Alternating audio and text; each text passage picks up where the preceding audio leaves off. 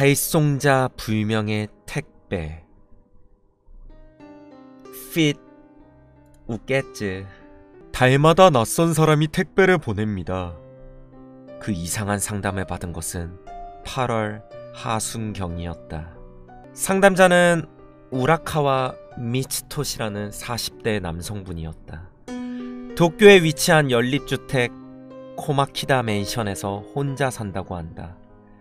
평소에 기묘한 사건을 취재, 조사하던 나의 존재를 SNS에서 알게 되어 메일을 통해 상담을 요청했다. 내용은 아래와 같았다. 우케츠님께 갑작스럽게 연락드려 죄송합니다. 우라카와 미츠토시라고 합니다. 상담드릴 내용은 다름이 아닌 정체불명의 우편물에 대한 건입니다. 달마다 제 방에 음식이 든 상자가 배송됩니다. 발송자는 매번 다른 이름을 쓰지만 처음 듣는 사람입니다. 메일에 첨부한 사진은 이번 달 초순에 도착한 것입니다. 본 메일은 8월 20일에 도착했음. 상당히 불쾌하고 공포를 느낍니다. 진상을 밝히기 위해 협력해 주신다면 감사드리겠습니다. 우라카와 미츠토시. 메일에는 사진 한 장이 첨부되었다. 생필품으로 보입니다. 마치 상경한 대학생에게 부모가 보내는 살림살이 같다. 사진으로 보는 한, 불쾌한 물건을 보내서 겁을 주려고 하는 장난기나 악의는 느껴지지 않는다. 그렇기에 누굴 위해서 이런 짓을 하는지 알 수가 없어서 더욱 불쾌했다. 여러 명의 발송자. 이튿날 더 자세한 정보를 얻기 위해 우라카와 씨와 전화로 얘기하기로 했다. 아래는 그 대화 내용이다. 우라카와 씨, 연락 주셔서 감사합니다. 아니요, 갑자기 상담을 드려 폐를 끼쳐서 죄송합니다. 겸손히 전화 너머로 전해지는 듯한 심약한 목소리다. 본론으로 들어가서 누가 택배를 보냈는지 정말로 감이 안 잡히십니까? 이를테면 부모님이나 친구들 말입니다. 부모님은 이미 돌아가셨고 요 십수년 동안은 친구도 제대로 사귀지 못해서 저는 뭐 처자식도 없고 저에게 음식을 보내줄 만한 사람은 전혀 떠오르지 않네요. 그렇군요. 그래서 처음 택배가 도착했을 때는 잘못 배송된 줄 알았습니다. 근처에 사는 다른 우라카와 씨에게 온 택배가 잘못 왔나 싶었어요. 그래도 이웃집을 찾아봤는데 같은 성을 쓰는 집은 한 집도 없었습니다. 그럼 혹시나 해서 말인데 이전에 살던 사람에게 온 택배 아닙니까? 이사한 사실을 주변에 알리지 않아서 그 집에 이제 살지 않는데도 그 사람에게 택배가 도착하는 경우도 자주 있으니 말이죠. 그것도 생각해봤습니다. 하지만 부동산 업자에게 사정을 설명했더니 이전에 우라카와라는 사람이 산 기록은 없다고 했습니다. 즉, 택배는 틀림없이 우라카와 씨에게 배송되었다는 것이다. 그런데 택배는 언제쯤부터 배송되기 시작했습니까? 이사하고 나서 바로입니다. 작년 10월 초순에 이 아파트에서 살기 시작했는데 처음에 도착한 건 그 달 말경이었습니다. 그때는 어떤 게 들어있었습니까? 이전에 보내드린 사진과 똑같아요. 레토르트 식품이나 생활용 자파나 기타 등등. 편지나 메시지는 없었습니까? 아무것도 없었습니다. 그때부터 지금까지 매달 다른 이름으로 비슷한 택배가 도착했습니다. 다른 이름으로라는 게 이해가 잘 안 되는데요. 이를테면 어떤 이름이 있던가요? 매번 택배가 도착하면 사진을 찍는데 방금 메일로 보내드렸습니다. 메일을 확인해봤습니다. 매번 다른 생필품에 매번 다른 종류의 여러가지 물품들, 그리고 매번 다른 이름으로 계속해서 발송되는 이 증거들. 요코타 마이코, 니시모토 아이, 야마자키 카에데.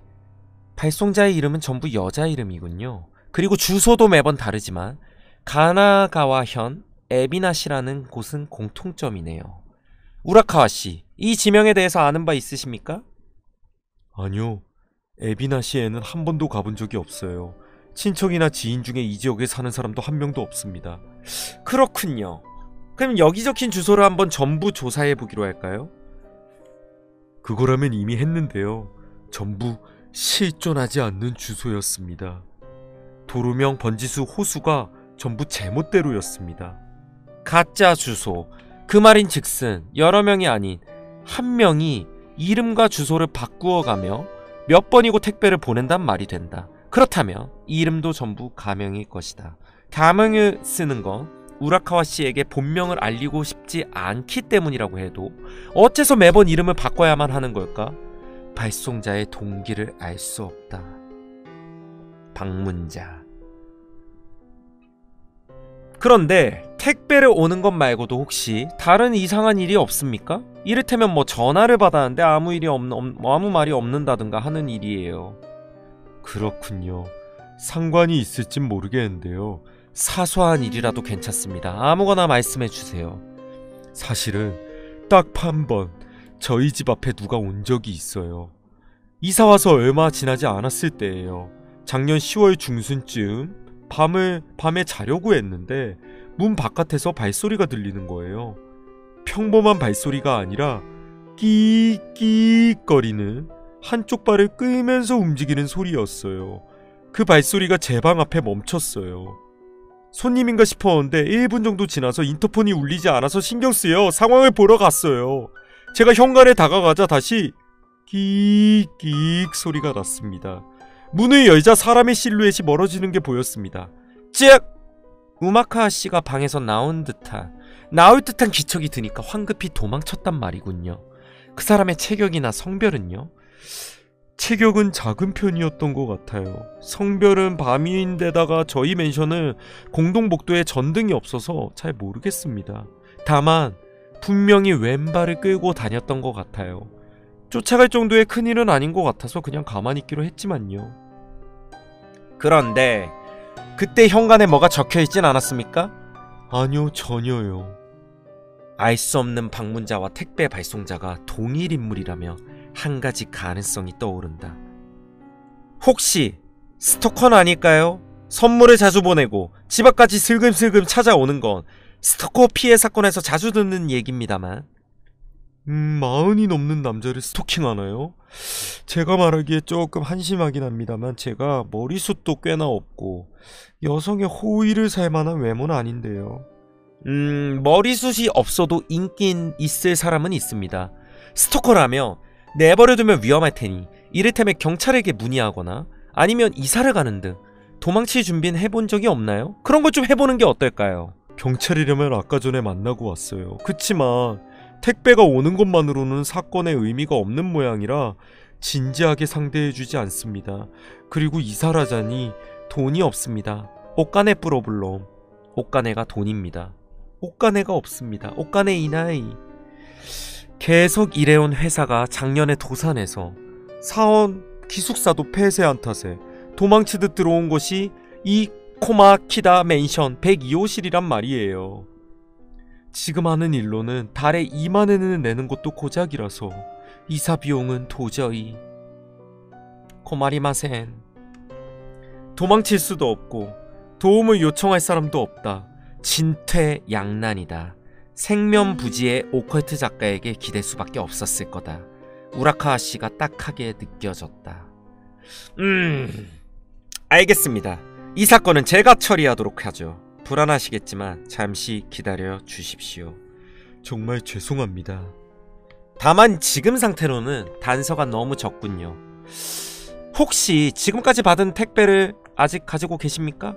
네, 일단 전부 보관해 놨습니다. 저에게 보내주실 수 있나요?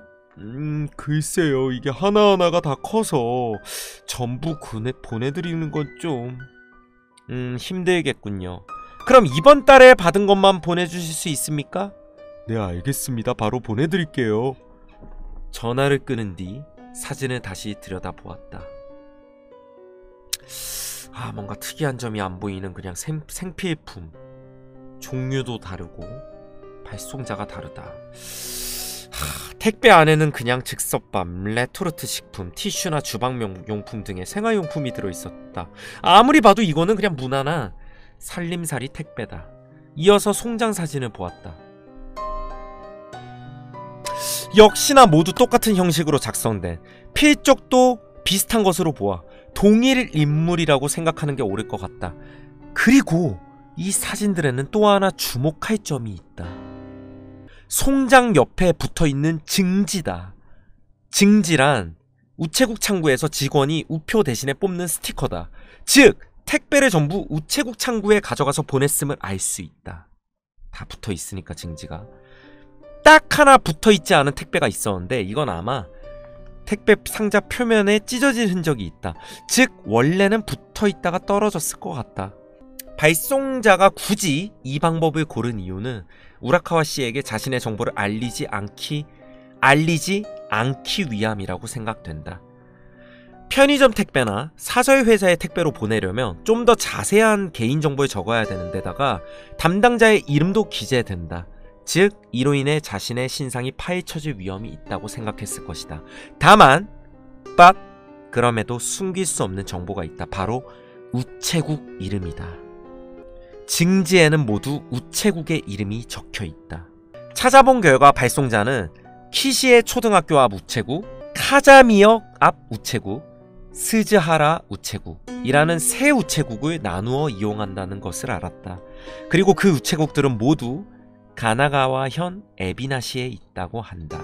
주소는 가짜지만 발송자가 에비나시에 산다는 점은 틀림없는 모양이다. 실물 파트.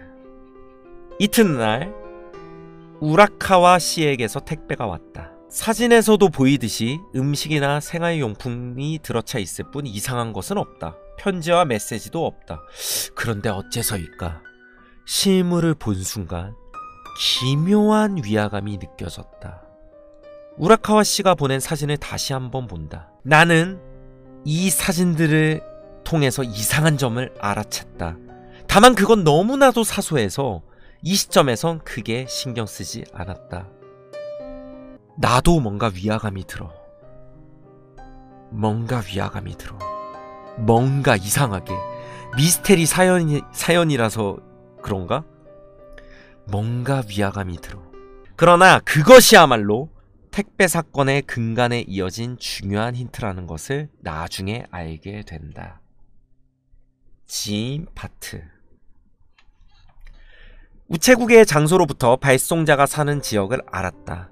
그러나 가명을 쓰는 이상 집집마다 돌아다니면서 주소를 찾는 건 불가능하다. 진상에 한 발도 다가서지 못한 채 며칠이 흘렀다. 나는 혼자서 해결하는 걸 단념하고 한 지인에게 도움을 요청하기로 했다. 이전부터 여러 번 기사에 협력해준 쿠리아라 씨라는 남자다. 본업은 설계사인데 다방면으로 지식이 풍부하고 머리도 좋아서 이번에도 그에게 도움을 청하기로 했다. 지금까지의 경위를 정리해서 메일로 보냈더니 1시간도 지나지 않아서 전화가 걸려왔다. 똑똑똑. 여보세요, 쿠리아라입니다.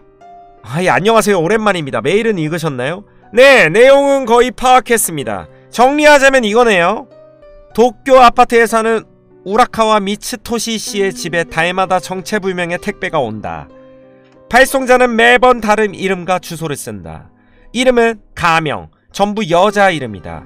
발송자는 가나가와현 에비나시에 있는 세 곳의 우체국에 택배를 보낸다. 우라카와 씨가 이 방에 살기 시작했을 때 정체불명의 인물이 방문했다. 정체불명의 인물은 아무것도 하지 않고 문 앞에 1분 정도 서 있기만 했다. 다만 생각해보니 역시 스토커 썰이 유력한 것 같네요.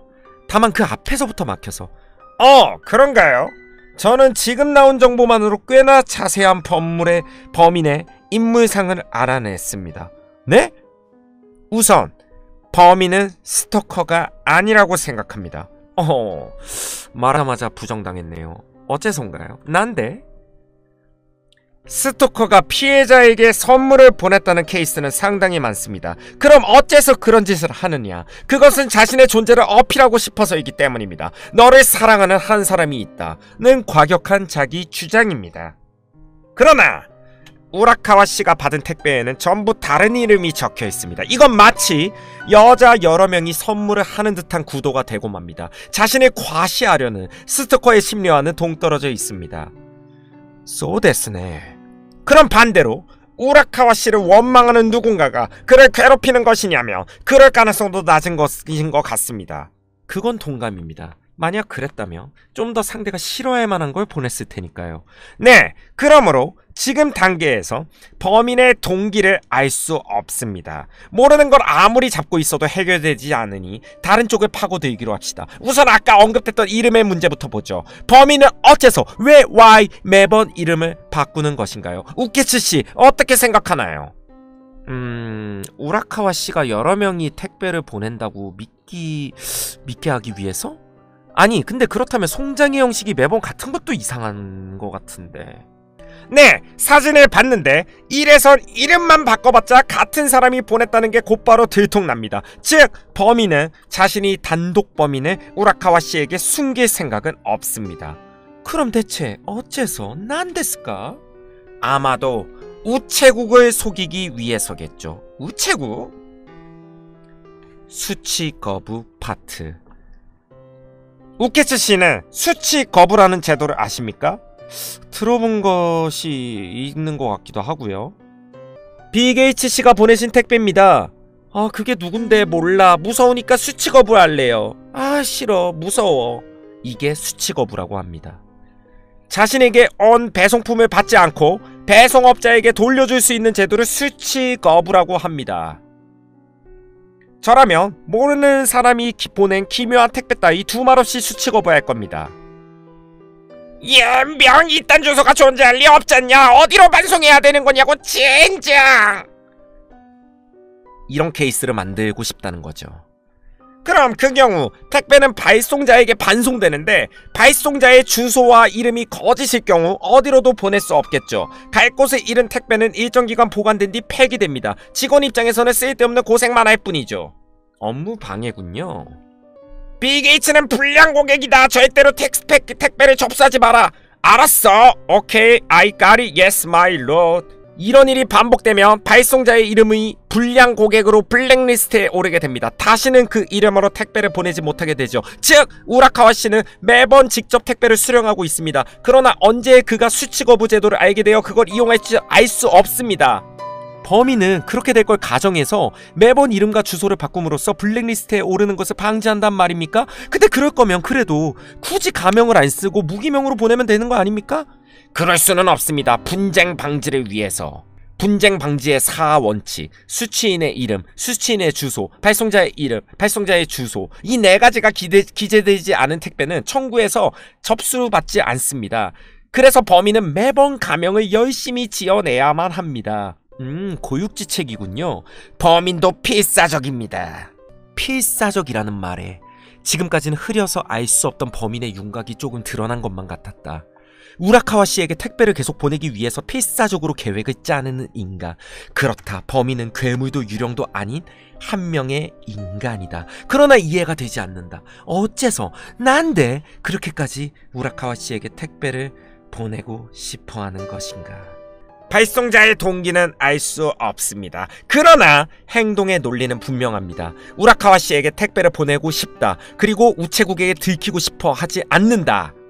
이 2가지를 이해한다면 이해할 수 없는 행동도 이해할 수 있습니다.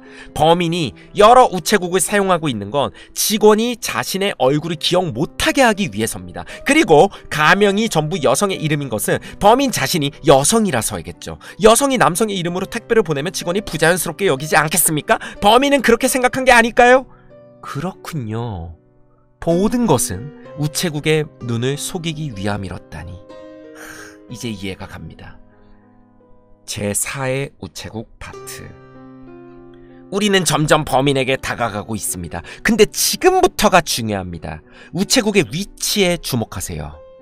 범인이 이용한 우체국은 가나가와현, 에비나시, 카자미 역을 중심으로 분포합니다. 그 말인즉 범인의 집은 카자미역 주변에 있다고 보는 게 자연스럽겠죠. 그렇네요. 다만 그렇다면 한 가지 의문이 생깁니다. 어째서? 왜? 전철을 쓰지 않는가? 네? 범인은 역에서 2km 넘게 떨어진 키시에 초등학교 앞 우체국에서도 발걸음을 옮겼습니다. 그럴 바엔 차라리 전철을 타고 다음 역 앞에 있는 우체국에 가는 게 편하지 않겠습니까? 듣고 보니 그런데요. 그리고 또 한 가지 이상한 점이 있습니다. 아까 잠깐 찾아본 결과 카자미역 부근에는 또 하나의 우체국이 있다고 합니다. 바로 사쿠라가오카 우체국. 세 번째 우체국과 같은 지구에 있습니다. 그런데 여긴 한 번도 이용하지 않았어요. 그건 이상한데요? 범인은 사쿠라가오카 우체국을 이용할 수 없는 이유가 있는 게 아닐까요? 그렇게 해서 이 우체국을 이것저것 조사해봤더니 흥미로운 점을 발견했습니다. 바로 사쿠라가오카는 벚꽃 언덕이라는 그 이름에서도 알 수 있듯 약간 높은 곳에 있다고 합니다. 도보로 가려면 계단을 몇 번 올라가야 하죠. 즉 범인은 어떠한 이유로 전철과 계단을 피하고 있는 게 아닙니까?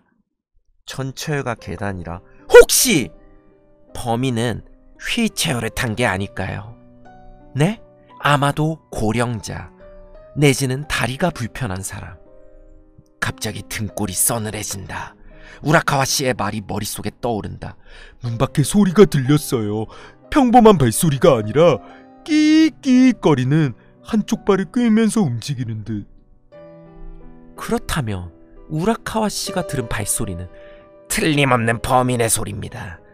발송자는 다리가 불편한 여성이다. 홀로 걸을 수는 있으나 평소에는 휠체어를 탄다. 작년 10월 여성은 우라카와 씨가 사는 코마키다 맨션을 방문했다. 맨션 앞에 휠체어를 세우고 걸어서 공동복도로 들어가 발을 끌면서 배기옷을 앞으로 갔다. 얼마 지나지 않아 우라카와 씨가 나오는 기척을 느끼고 서둘러 물러났다. 그러나 그녀는 무엇을 위해 그런 짓을 한 걸까?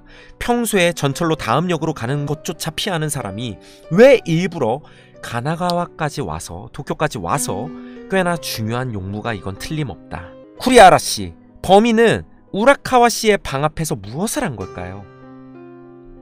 그 힌트는 송장에 있습니다. 수치인명을 보세요. 우라카와님, 어째서 수치인명에 성치만 적혀 있을까요? 그건 항상 신경 쓰였습니다. 주소가 적혀 있다면 성씨만 적더라도 배달은 됩니다. 그러나 일반적으로 수치인명에 풀네임을 적는 게 상식입니다. 우체권 직원에게 주목받고 싶지 않은 범인이라며 조금이라도 눈에 띄는 행동은 피했을 겁니다. 어째서 난데 이름은 쓰지 않았을까요? 전 이렇게 생각합니다. 안 쓴 게 아니라 못 쓴 겁니다. 범인은 우라카와 씨의 이름을 몰랐던 게 아닐까요? 그래도 풀네임조차 모르는 사람에게 매달 택배를 보낸다니 이상하죠. 평범하게 생각해선 있을 수 없는 일입니다. 그렇기에 평범하게 생각해선 안 됩니다. 두뇌를 180도 회전시켜서 상식을 버려야만 범인의 사고에 다다를 수 있습니다. 상식을 버리라고 하셔도 범인은 우라카와 씨에게 택배를 보내는 게 아니라 우라카와 씨의 방에 택배를 보내는 게 아닐까요? 뭐라고요? 125실 파트. 주민이 아니라 방 그 자체에 선물을 보낸다는 말입니까? 그렇습니다. 그거라면 범인이 우라카와 씨의 방 앞에 와서 아무것도 안 하고 돌아간 이유를 알 수 있습니다. 범인은 바로 문패를 본 겁니다. 코미키다 맨션 102호실에 택배를 보내고 싶다. 그러기 위해서 송장의 거주자의 이름을 적어야 된다. 하지만 102호실에 누가 사는지 모른다. 그래서 방 앞까지 보러 온 거죠. 문패에는 보통 성씨만 써둡니다. 그래서 송장에도 성씨밖에 적을 수 없었습니다.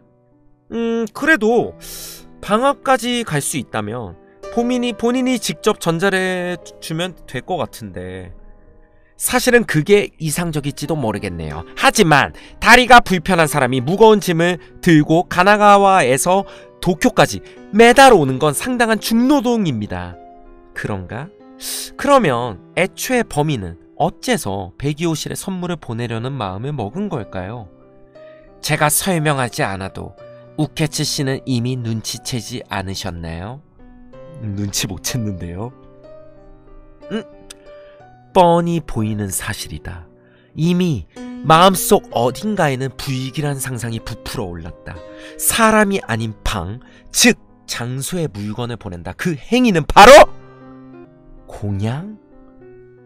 그게 가장 들어맞는군요. 즉 제사상입니다. 예전에 102호실에서 누군가 죽었습니다. 범인은 그 사람에게 공양하기 위해서 방에 매달 곡물을 보내는 겁니다. 사고 현장에 마치 꽃을 바치는 것과 같습니다. 그래도 택배에는 생활용품이 들어있는데 일회용품을 공양한다니 이거 좀 이상하지 않습니까? 아마도 위장일 겁니다. 언뜻 보기엔 곡물로 보이지 않도록 포장했지만 자신의 의도를 감추려고 한 게 아닐까요? 그도 그럴 게 택배가 공양이라는 걸 안다며 중요한 정보가 들통날 테니까요. 중요한 정보요? 범인은 예전에 102호실에 죽은 거주자와 관련이 있는 사람이다 라는 사실입니다. 아차! 범인에게 이어지는 중요한 단서를 발견했습니다. 바로 102호실에서 죽은 사람이 있는지 찾아보죠. 그러면 부동산 업자에게 물어볼까요? 아니요. 부동산 업자는 안 됩니다. 기밀 유지의 의무가 있기 때문에 안 가르쳐 줄 겁니다. 그러면 어떻게 하면 되나요? 바로 집 주인입니다. 코마키다 맨션은 도쿄에서 월세가 2만엔인 파격적인 물건입니다. 이렇게 말하긴 못하지만 나이가 빠진 트래시 맨션입니다. 너무 멋한데요? 이런 맨션의 집주인분들은 보통 수십 년 전부터 임대를 해온 노인분들이 많습니다. 그들은 정이 두텁고 기밀 유지 의무도 잘 모릅니다. 눈물로 애원하며 감정에 호소하며 먹힌다는 말이죠. 쿠리하라 씨와 저 대화를 끝내고 나는 우라카와 씨에게 전화를 걸었다. 조금 망설여지긴 했지만 방에서 있었던 사고와 공양에 대해선 솔직하게 전하기로 했다. 그는 혼란한 기색도 없이 냉정하게 이야기 들은 지 이렇게 얘기했다. 방에서 사고가 있었다는 건 다소 찝찝한 일이긴 하지만 유령이 믿는 성격은 아니라서 괜찮습니다. 그것보다는 발송자께서 저기가 없다는 걸 안 것만으로도 저는 오히려 안심인데요. 다음에 과자 선물 세트를 들고 집주인 댁에 찾아가 볼게요.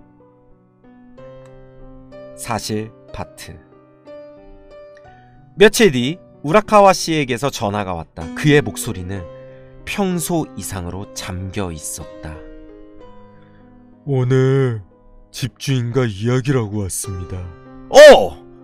그래서 어땠나요? 102호실에서 사망사건은 한 번도 없었다고 하셨습니다. 네? 거짓말을 하거나 사실을 숨기는 분위기도 아니었습니다.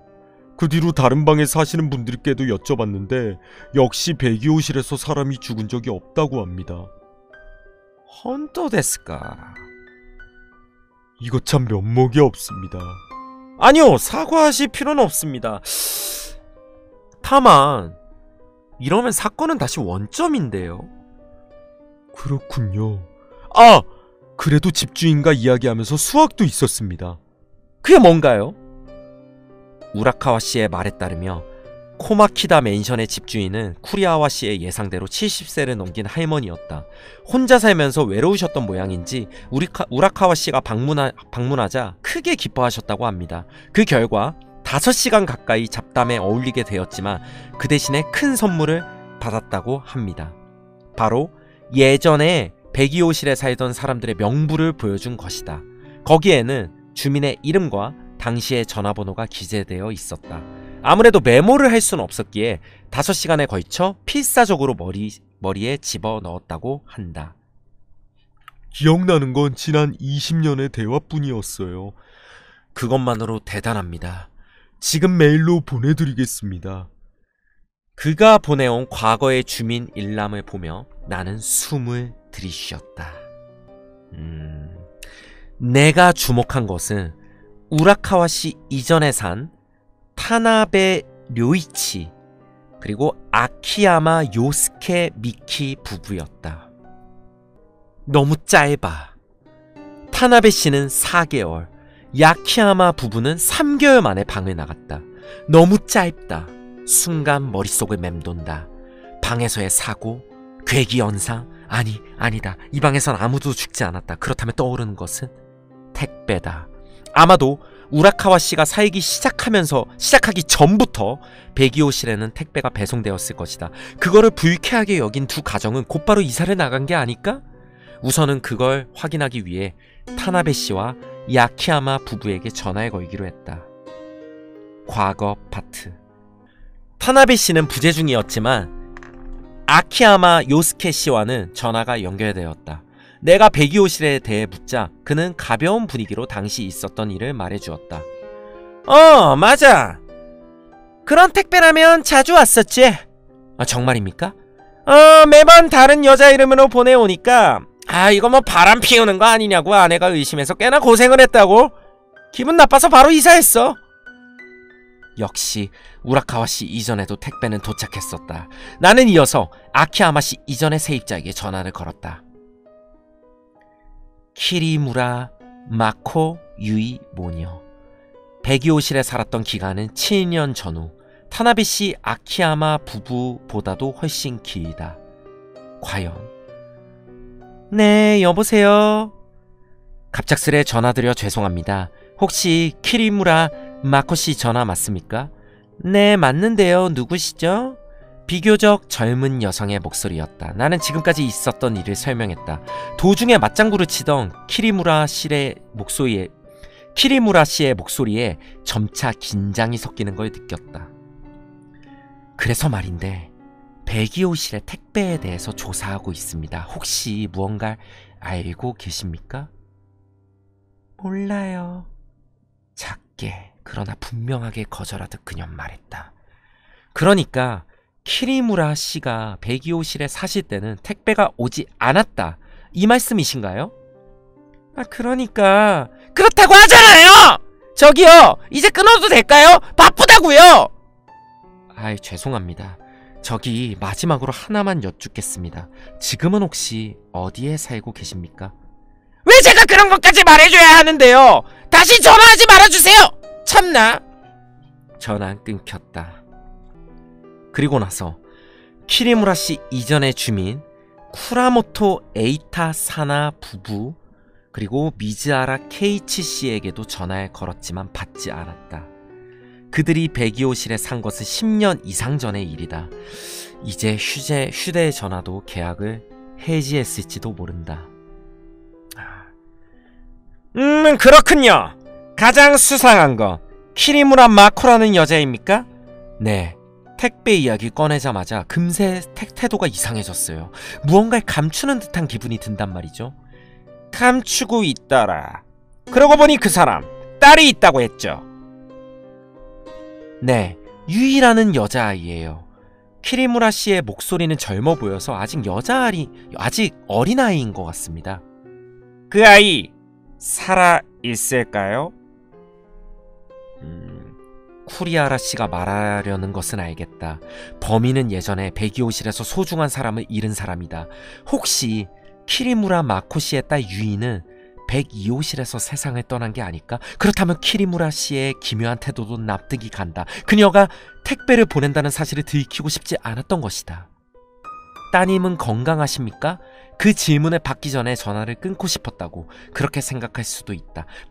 하지만 혹여 유이가 102호실에서 세상을 떠났다면 코마키다 맨션의 집주인과 세입자들은 그 사실을 우라카와 씨에게 숨겼다는 말이 되네요. 어째서죠? 우케츠 씨, 저는 딱히 102호실에서 유이가 죽었다라고 보진 않습니다. 네? 혹여 유이가 죽었다고 한다면 맨션 바깥, 더 자세히 말하자면 자동차 도로가 아닐까 생각해 봅니다. 도로? 왜 갑자기요? 뭐 단순한 억측에 불과하지만 지금까지의 정보를 종합해보면 그 가능성이 높아집니다. 왼발 파트. 만약 지금까지의 제 추리가 모두 맞다고 가정하죠. 그렇다면 키리무라 마코 씨는 한쪽 발이 불편하고 과거에 딸 유이를 잃었다는 말이 됩니다. 네. 그런데 범인은 어느 발이 불편했었죠? 분명 왼발을 끌고 다녔을 겁니다. 우라카와 씨가 본 실루엣은 왼발을 끌고 있었다고 합니다. 왼쪽이군요. 그러면 범인은 어째서 왼발이 불편해졌을까요? 생각할 수 있는 이유는 다양하지만 저는 이렇게 추리했습니다. 마코 씨는 딸 유이를 자동차 조수석에 앉히고 운전했습니다. 일본은 우리나라랑 반대입니다. 운전석이. 그래서 마코 오른쪽, 왼쪽 유이 포지션. 유이는 마코 씨의 왼편에 앉게 됩니다. 설령 마코 씨가 핸들 조작 중 실수로 차가 도로 좌측에 충돌했다고 가정합니다. 그러면 왼쪽에 있는 유이가 가장 큰 충격을 받았을 겁니다. 그리고 마코 씨는 왼발에 큰 상처를 입었습니다. 즉 유이는 사고사였단 말이죠. 근데 그래도 그렇다면 어째서 사고 현장과는 무관한 코마키다 맨션에 공양을 하는 거죠? 우케츠 씨, 조금 뜬금없지만 무덤이라는 게 왜 있는지 아십니까? 네? 갑자기요? 죽은 사람이 편히 쉬기 위해서 아닐까요? 아닙니다. 산 사람이 참배를 하기 위해서입니다. 현실적이네요. 있잖아요. 사람은 죽으면 사라집니다. 그것도 아주 눈 깜빡할 새에 말이죠. 잿가루만 남기고 사라집니다. 하지만 남은 사람들은 그걸 견딜 수 없습니다. 그래서 죽은 사람이 머물 장소를 만듭니다. 그게 바로 무덤입니다. 여기에 그 사람의 영혼이 있다고 멋대로 믿습니다. 스스로를 속이는 겁니다. 자신을 속여서 쓸쓸함을 달래지 않으면 살 수가 없습니다. 물론 그 머물 장소란 무덤만이 아닙니다. 불단도 있고 납골당도 있습니다.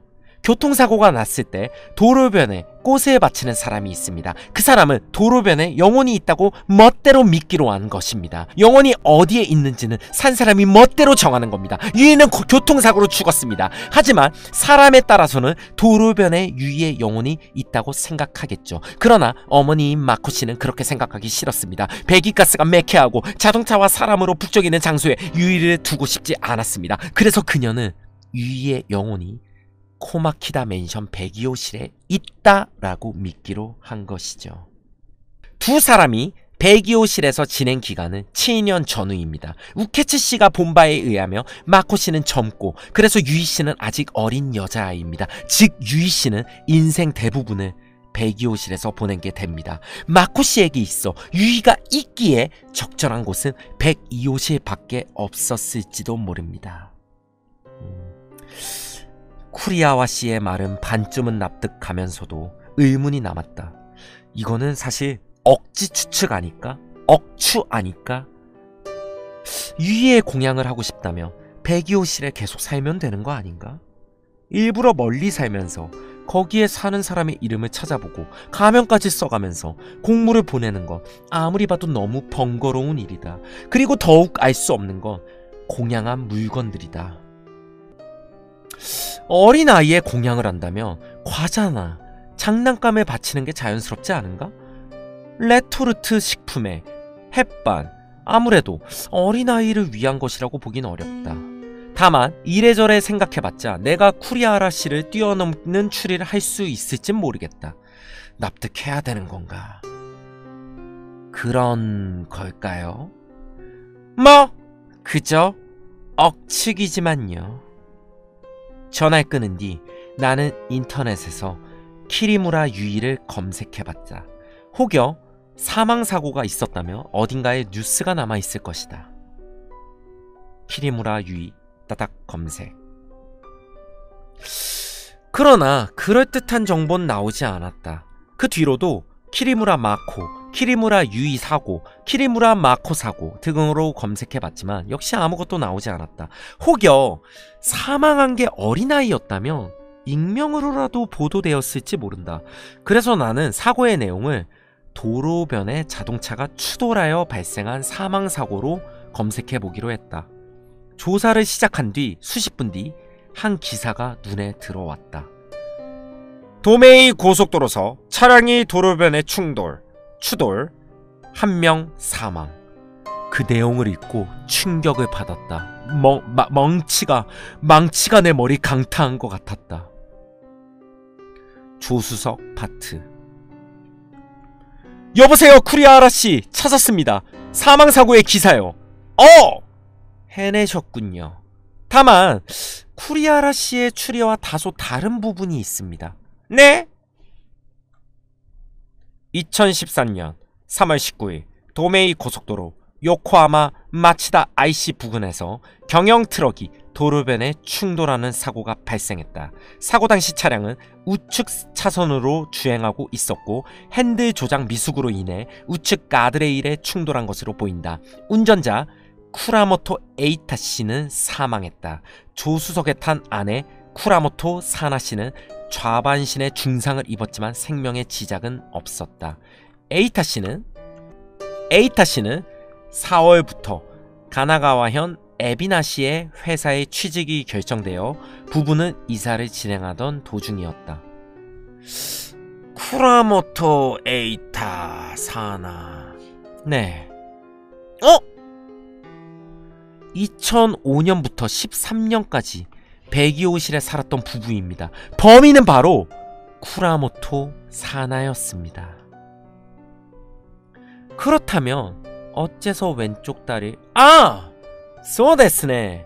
네, 쿠라모토 씨는 아까 차량은 핸들 조작 미숙으로 왼쪽 도로변에 충돌했고 그 순간 범인은 왼발이 불편하다라고 추리했었죠. 하지만 반대였습니다. 사고 당시 차량은 우측 차선으로 주행했고 핸들 조작 미숙으로 우측 가드레일에 충돌했다. 그래서 조수석에 탄 아내 사나 씨는 좌반신에 중상을 입었지만 생명의 지장은 없었다. 차량은 우측 도로변에 충돌했습니다. 그런데 쿠라모토 사나는 좌반신에 중상을 입었죠. 다소 혼란스럽지만 냉정하게 생각해보면 간단한 문제였습니다. 쿠라모토 사나 씨는 조수석에 탔습니다. 달리던 차가 갑자기 오른쪽으로 핸들을 꺾을 경우 관성의 법칙에 따라 조수석에 탄 사람은 차량 안쪽에서 왼쪽에 몸이 부딪히게 됩니다. 즉! 쿠라모토 사나가 살아남은 거, 그녀의 몸이 차량의 왼쪽으로 기울어서 오른쪽의 충격을 겨우겨우 피해 나갔기 때문인 건가요? 네, 그렇군요. 제 패배입니다. 아니요, 그래도 자동차 사고라는 해석은 맞았고 대부분 쿠리하라 씨가 해결한 거니까요. 뭐 따지고 보면 그렇네요. 겸손이란 걸 모르는구만. 그래도 이렇게 된 이상 키리무라 마코 씨의 태도가 신경 쓰이네요. 범인이 아니라면 그녀는 뭘 숨기려고 한 걸까요? 그거라면 아마... 아니요, 이건 말하지 않겠습니다. 네? 어째서죠? 아는 게 있다면 말해주세요. 아니요, 이건 말해선 안 될 것 같습니다. 뜬금없지만 우케츠 씨, 가난하게 살아본 적이 있나요? 꽤나 뜬금없는데요. 가난하게 산 적은 없습니다. 저도 그렇습니다. 저희 아버지는 은행원이라서 유복하진 않았지만 먹고 사는 게 곤란했던 적은 없습니다. 아니, 쿠리하라 씨의 성장 배경은 별로 궁금하지 않은데 그게 이 사건과 뭔 관련이 있죠?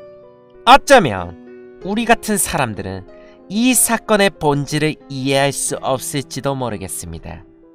그게 무슨 뜻이죠? 죄송합니다. 지금 잠시 나가야 할 일이 생겨서 다음에 또 전화하겠습니다. 의미심장한 개소리만 남기고 쿠리하라 씨는 전화를 끊었다. 나는 우선 우라카와 씨에게 전화를 걸어 지금까지 알아낸 것들을 모두 전했다. 감사합니다. 그런 거였군요. 이유를 알기만 하면 됩니다. 보내시는 분에게 불평을 할 생각은 없어요. 덕분에 속이 편해졌습니다. 정말로 감사합니다. 속이 편해졌습니다라고 말하곤 있지만 그의 목소리는 불안에 섞여 잠긴 것처럼 느껴졌다. 아직 이 사건은 해결되지 않았다. 그런 기분이 들었다. 전 아파트. 사태가 돌변한 것은 며칠 전이었다. 집에서 일을 하고 있다가 연락처가 없는 번호로 전화가 걸려왔다. 어째서인지 그 번호는 낯이 익었다. 두뇌를 풀가동해서 필사적으로 떠올렸다. 한 가지 기억이 떠올랐다. 바로 쿠라모토 사나, 택배 발송자의 번호다. 일전에 과거 102호 세입자들에게 전화를 걸었을 때 쿠라모토 사나 씨의 전화로도 걸었지만 받지 않았다. 하지만 이제 와서 저쪽에서 전화를 걸어올 줄이야. 나는 두려운 마음으로 전화를 받았다. 그러자 전화 너머로 가녀린 여성의 목소리가 들렸다. 여보세요. 실례합니다. 마치하라 리에라고 합니다. 귀를 의심했다. 그런 이름은 들어본 적이 없다. 이어서 여성은 이렇게 말했다.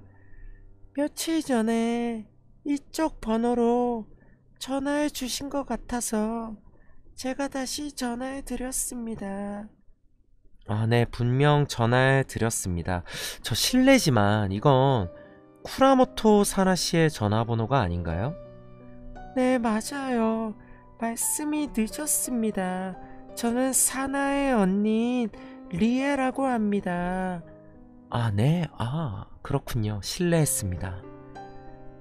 머릿속을 정리하자 쿠라모토 에이타 씨와 결혼해서 사나는 쿠라모토로 성을 바꿨다. 즉 미치아라는 사나의 옛성 씨일 것입니다. 그러나 어째서 사나에게 건 전화를 언니가 받는 걸까? 그냥 생각해선 답이 없다. 나는 전화하기까지 이른 사정을 설명하기로 했다. 그렇군요. 동생이 어째서 그런 짓을... 언니분께선 모르고 계셨습니까? 네, 에이타 씨를 잃고 나서부터 줄곧 혼자 자기 집에 틀어박혀서 저희 가족에게도 거의 연락을 하지 않았으니까요. 그렇군요. 사나 씨는 혹시 지금도 방에만 계신 상태인가요? 아니요, 3개월 전에 세상을 떠났습니다. 뭐라고요? 올해 봄에 암이 발견돼서요. 그걸 알았을 때는 이미 손쓸 방도가 없을 만큼 진행된 상태였어요. 세상을 떠난 건 5월이었습니다. 정말로 눈 깜빡할 새였죠. 정말로 눈 깜짝할 새였죠. 5월? 돌아가신 게 정말로 5월 맞나요? 네, 무슨 일이죠? 이상하다. 우라카와 씨에게는 이번 달인 8월 초순에 택배가 도착했다. 사나 씨가 5월에 죽었다면 대체 누가? 저 실례되는 질문입니다만 언니분께서는 사나 씨 대신 택배를 혹시 보내고 계신 건 아닙니까? 아니요, 애초에 동생이 택배를 보낸다는 것 자체 방금 알았어요. 그렇다면, 그러면 혹시나 사나 씨가 돌아가시기 전에 누군가에게 뭐 택배를 보내달라고 부탁했다든가 뭐 그런 적은 없나요? 아니요, 그 애는 마지막 몇 년 동안은 누구와도 연락하지 않았어요. 그렇군요. 다만 누군가를 기다리는 듯한 모양이긴 했어요. 네? 안 오네. 와주지 않을까? 라면서 떠나기 직전까지 병실에서 잠꼬대처럼 중얼거렸어요. 누굴 기다렸나요? 모르겠어요. 어쩌면 약물 치료 때문에 기억이 모호해졌을지도 모르겠네요. 전화를 끊은 뒤로도 한동안 멍하니 앉아 있었다. 사나 씨가 죽은 건 3개월 전이다. 그러나 택배는 이번 달에도 도착했다. 이건 누가 보낸 걸까? 잠시 생각한 뒤 나는 문득 떠올렸다. 처음에 이 택배를 봤을 때 느낀 정체를 알 수 없는 어떤 불쾌함, 위화감, 그리고 우라카와 씨가 보낸 사진의 위화감. 지금까지 크게 신경 쓰지 않았다. 그러나 어쩌면 이 위화감이 사건의 진상으로 이어지는 힌트가 아닐까? 그때 쿠리아라 씨의 의미심장한 말이 뇌리를 스쳤다. 우리 같은 사람은 이 사건의 본질을 이해할 수 없을지도 모르겠어요. 본질. 문득 전화 너머로 들었던 키리무라 마코의 마지막 말이 떠오른다. 몰라요. 이건 딴 애지. 마코는 딴 사람이죠? 목소리 더빙을 잘못한 것 같아. 몰라요! 그 속에 담긴 거절. 어쩌면 흩어진 정보의 조각이 머릿속에서 이어진다. 그리고 하나의 영상으로 엮인다. 이 사건의 본질, 그것은 바로 8월 파트. 나는 우라카와 씨에게 전화를 걸었다. 여보세요, 우케츠입니다. 큰 신세를 졌습니다. 아니요, 우라카와 씨에게 전하고 싶은 말씀이 있습니다. 침착하게 들어주세요. 네? 택배를 보낸 쿠라모토 사나 씨는 올해 5월에 돌아가셨다고 합니다. 긴 찐묵 끝에 그는 작은 목소리로 말했다. 역시 그랬군요. 역시? 무언가 짐작하시는 게 있으시군요. 우라카와 씨, 슬슬 진실을 가르쳐 주시지 않겠습니까? 보내주신 사진을 봤을 때 묘하게 이상하다는 느낌이 들었습니다. 택배를 찍은 사진은 8개월 분밖에 없었습니다. 첫 택배가 도착한 건 작년 10월이죠. 우라카와 씨는 택배가 매달 온다라고 말했습니다. 그렇다면 이 엄청난 남아있는 나머지 사진은 전부 11개월분이 있어야 할 겁니다. 그렇다면 남은 3개월분은 어떻게 됐나요? 힌트는 증지에 있었습니다. 증지에 우체국 이름 외에도 날짜가 기재되어 있습니다. 날짜를 순서대로 사진을 나열하면 이상한 부분을 알 수 있습니다. 5월, 6월, 7월이 없습니다. 그리고 8월 택배는 어째서인지 증지가 뜯겨 있습니다. 그다지 신경 쓰지 않았지만 잘 생각해보면 이상합니다. 증지는 말하자면 우표 같은 거 쉽게 떨어지지 않도록 만들어졌습니다. 즉 누군가가 일부러 뜯은 겁니다. 그렇다면 누가 뜯은 것인가? 바로 우라카와 씨밖에 없죠. 네, 말씀대로 제가 뜯었습니다. 그렇죠. 우라카와 씨는 저에게 8월 택배의 증지를 보여주고 싶지 않았던 겁니다. 왜냐하면 거기에는 5월의 날짜가 인쇄되어 있었으니까요. 사실 이 택배는 5월에 배달되었죠.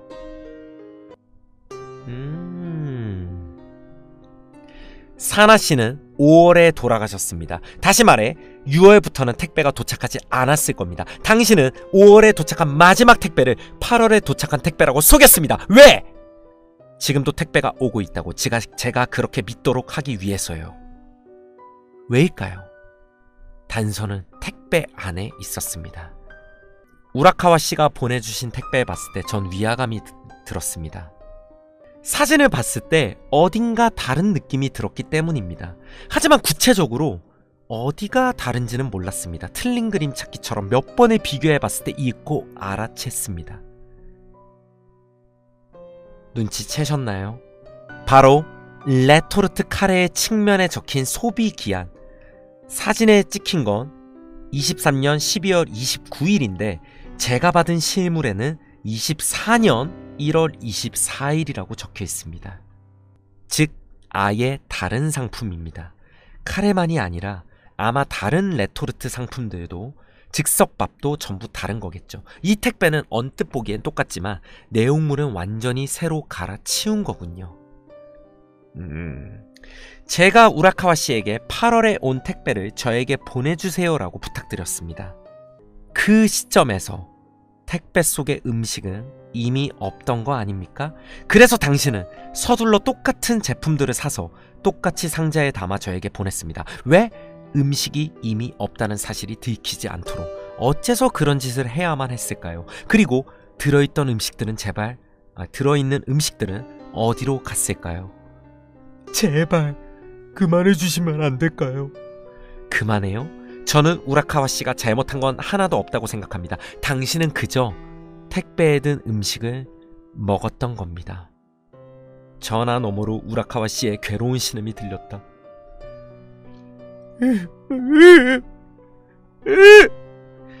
정체불명의 사람이 보내 정체불명의 택배에 든 음식을 먹을 사람은 없다. 저는 당연하다고 생각했습니다. 그러나 그건 행복한 환경에서 살아온 사람의 착각이었을지도 모르겠습니다. 지인인 쿠리아라 씨가 이렇게 말했습니다. 우리 같은 사람들은 이 사건의 본질을 이해할 수 없을지도 모르겠습니다. 라고요. 우리 같은 사람들이란 무엇인가 이제야 알겠습니다.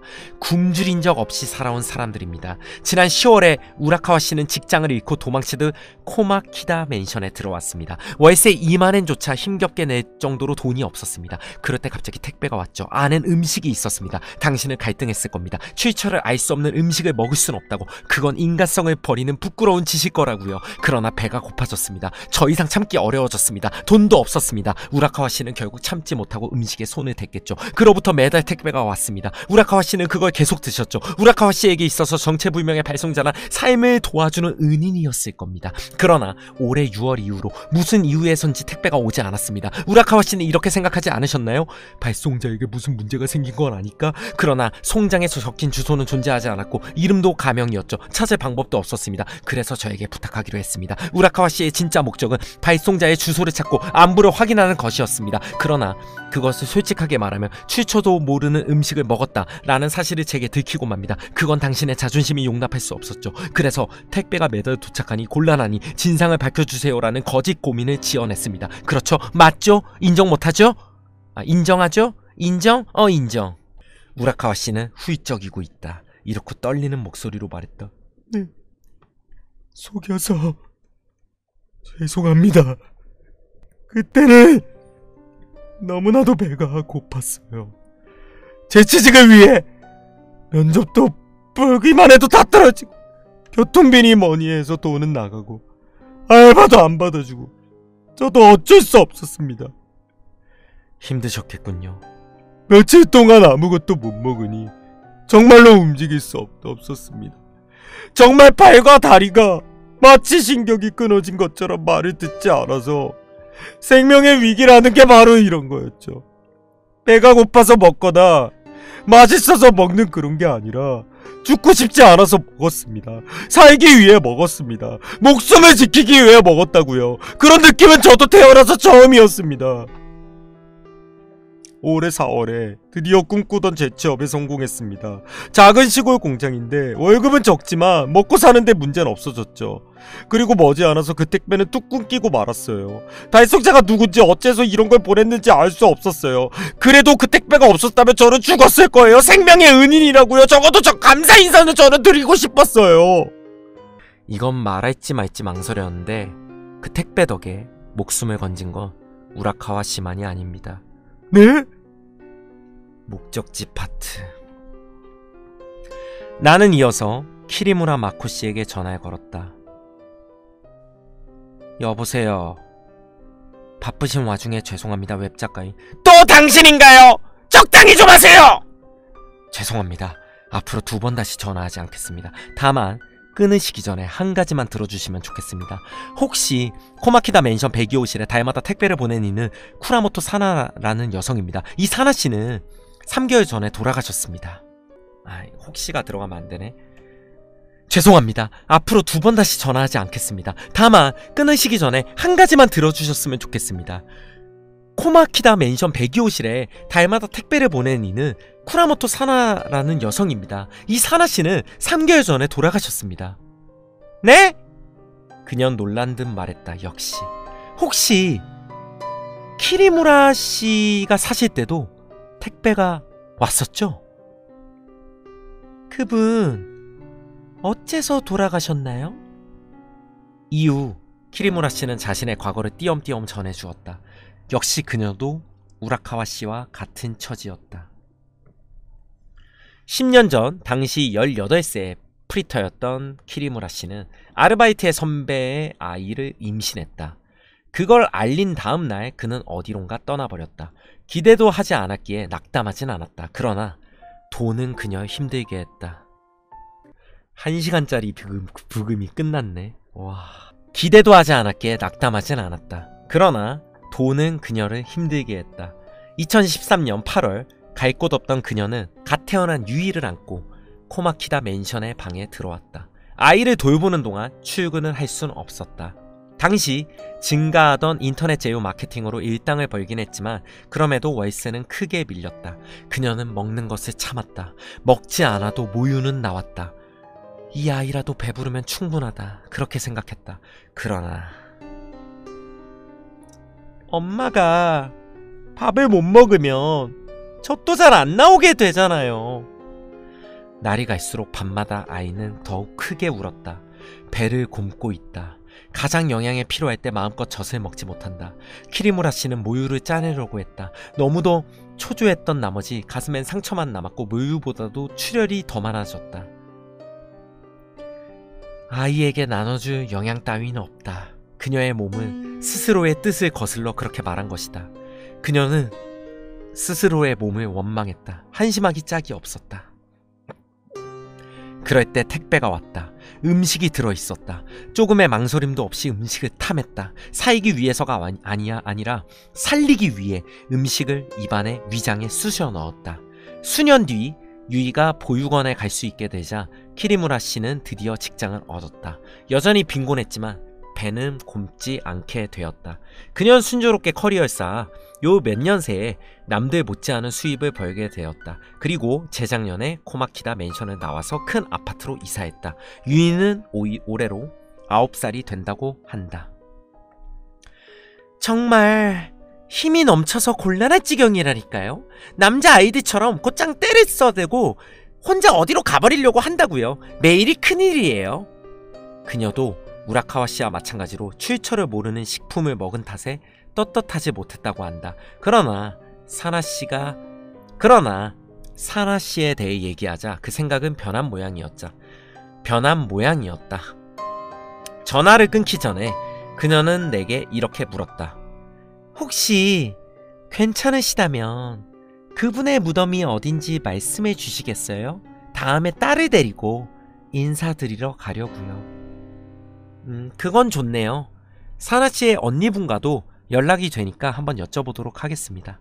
감사합니다. 모든 게 끝났다. 수수께끼는 풀렸다. 그랬어야 한다. 그러나 머릿속 한켠에선 석연치 않은 부분이 남아있다. 결코 납득할 수 없는 부분이 있었다. 쿠라모토 사나씨가 102호에 택배를 보낸 이유는 정말 공양이었을까? 제사를 지내기 위해서였을까? 이거잖아 지금. 단순히 공양? 제사? 이거였을까? 사진을 볼 때마다 그런 의문이 깊어졌다. 아무리 봐도 이게 곡물로는 보이지 않는다. 그러니까 제사상으론 보이지 않는다. 즉석밥은 그렇다 치더라도 레토르트 식품을 영혼에게 바치는 사람은 본 적이 없다. 아무리 봐도 이건 산 사람에게 보내는 택배다. 하지만 무엇을 위해서? 102호실에는 거주자에게 음식을 보내서 사나씨에게 대체 무슨 득이 있는가? 어딘가에 힌트가 숨겨져 있지 않을지 사진을 다시 한번 들여다본다. 혹시 그때 사진 한 장의 기묘한 부분을 발견했다. 작년 10월에 받은 택배, 그 부분에 눈길이 향한다. 테이프를 뗐을 때 찢어졌을 것이다. 골판지 끄트머리 얇은 종이가 뜯어져서 내부가 보인다. 그 안에 무언가가 있다. 분명 골판지와는 색감이 다르다. 이건 뭘까? 생각해보자. 무언가 번뜩 떠올랐다. 골판지는 파형의 심을 종이 2장이 감싸는 구조로 되어 있다. 때문에 골판지 내부에는 수많은 틈이 존재한다. 무언가를 숨기기에 이곳이 가장 제격이 아닐까? 나는 가지고 있는 택배의 겉장을 뜯어봤다. 그러자 역시 무언가 숨겨져 있었다. 신중하게 꺼냈다. 종이를 길게 만 것 같다. 열어보았다. 붓으로 쓴 글자, 일본어와 중국어가 섞인 것 같다. 의미를 이해할수록 가슴이 점점 더 두근거렸다. 바로 어머니 신께 비나이다. 이 홀령을 대가로 바칠지어니 영을 되살려 주시옵소서. 대가 파트. 이 한자를 검색해보자 사이트 하나에 도착했다. 민간 전승에 따른 강령술. 강령술을 통해 죽은 자와의 소통을 꾀하던 풍습은 세계 각지에 널리 존재합니다. 일본에서도 호토케오로시 같은 이름으로 1800년 이상 전부터 의식을 행해왔습니다. 대부분의 강령술은 인간의 몸에 죽은 자의 영을 빙의시키는 방법을 택합니다. 이때 빙의되는 사람, 즉 영에게 몸을 빌려주는 사람을 내림몸이라고 부릅니다. 내림몸은 높은 영능력과 기술을 필요하기 때문에 프로인 영매사, 주술사, 무당 등이 맡는 것이 일반적입니다. 물론 비전문가여도 강령술을 진행하는 것이 불가능하진 않습니다. 이를테면 분신사바는 누구나 쉽게 강령술을 체험할 수 있었기에 예전부터 아이들에게 익숙하게 퍼졌습니다. 그러나 분신사바로 불러낼 수 있는 건 너구리나 여우처럼 흔히 말하는 하급 영뿐이고, 인간의 영을 불러낼 경우 아무래도 전문가에게 의뢰할 필요가 있습니다. 그러나 개 중에는 전문가에게 의지하지 않아도 인간의 영혼과 소통할 수 있는 방법이 적지만 존재합니다. 이번에는 그중 몇 가지를 소개할 테니 꽤나 위험한 방법이지만 재미로 따라하지 말아주세요. 그 첫 번째, 입들림. 첫 번째 방법은 바로 입들림입니다. 중국 불교를 베이스로 발생한 민간 강령술입니다. 다른 강령술과는 한 가지 다른 성질을 가지고 있는데 이는 나중에 서술하겠습니다. 순서, 첫 번째로 이 한자를 적습니다. 적은 손글씨를 준비합니다. 이건 신에게 보내는 계약서입니다. 죽은 자가 생전에 지내던 집 안에서 거울과 쌀을 준비하고 내림몸이 될 사람을 격리합니다.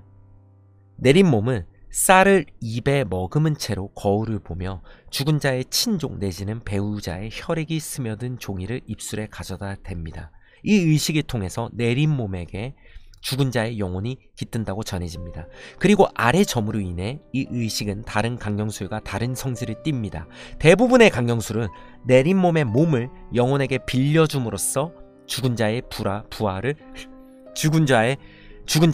부활을 실현하는 한편, 입들림은 내림몸의 영혼을 어머니 신께 바치고 그 대신 죽은 자의 영을 내림몸의 몸에 돌려받는 것입니다. 즉, 산 사람과 죽은 사람의 교환을 뜻합니다. 그러므로 내림몸이 된 사람은 두 번 다시 원래대로 돌아올 수 없다라고 여겨집니다.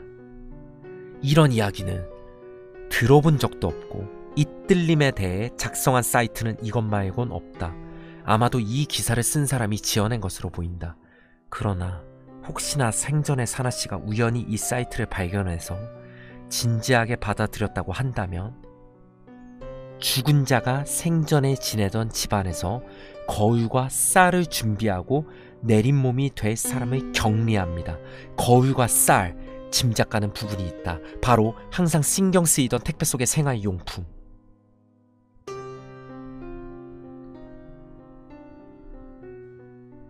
알루미늄 호일, 알루미늄 양푼이, 알루미늄 적시, 그리고 전부 거울의 성질을 가지고 있다. 매번 택배 안엔 즉석밥도 있었다. 거울과 밥, 거울과 쌀. 설마 사나씨가 백이호시 거주자를 내림몸으로 이용해서 강령술로 에이타씨를 불러내려고 한 게 아닐까? 다만 누군가를 기다리는 듯한 모양이긴 했어요.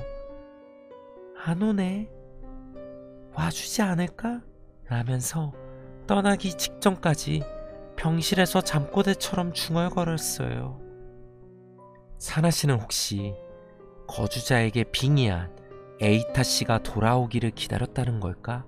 아니, 그건 불가능하다. 백이호실에 강령술 도구를 보내봤자 거주자가 의식을 진행하지 않으면 의미가 없다. 사나씨 입장에서 신에게 빌 정도로 절박한 계획이었겠지만 그렇다고 쳐도 가능성이 너무 희박하다. 그리고 무엇보다도 결정적인 도구가 부족하다. 죽은 자의 친족 내지는 배우자의 혈액이 스며든 종이를 입술에 가져다 댑니다. 피가 스며든 종이, 그런 건 어디에도 없었다. 이걸로는 부족하다. 거기까지 생각했을 때 기분 나쁜 상상은 커져만 갔다. 레토르트 식품. 택배에 든 레토르트 식품은 마파 두부, 치킨 카레, 토마토 페이스트, 어느 것이든 강한 붉은색 액체다. 설마 레토르트 팩에 주사 바늘을 넣고 혈액을 섞었다고 해도 소량이라면 눈치채지 못하지 않을까? 기분 나쁜 상상은 커져만 간다. 우라카와 씨와 키리무라 씨는 배송된 음식을 먹었다. 레토르트 식품을 반찬으로 즉석밥을 먹은 적도 있었을 것이다.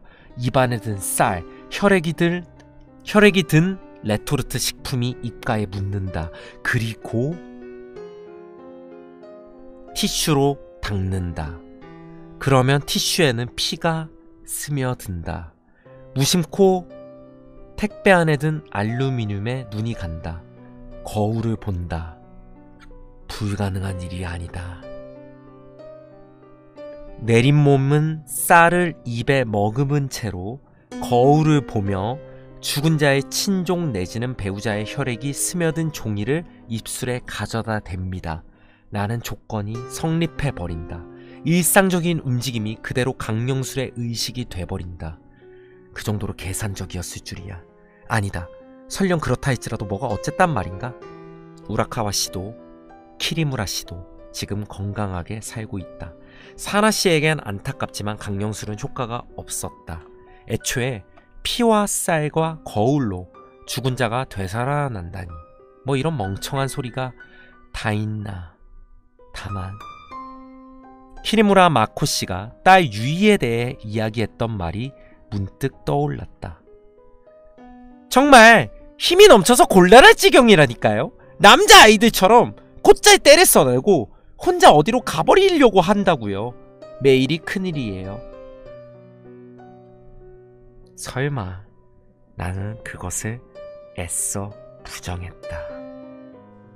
결론은 이 1시간 넘는 긴 사연의 결론은 이 강령술이 굉장히 소름 끼치는 강령술이었고 이게 딸한테 이 키리무라 마코 씨의 딸 유이한테 적용됐을지도 모른다는 열린 결말로 마무리가 되네요. 그래서 더 소름 돋을 수 있는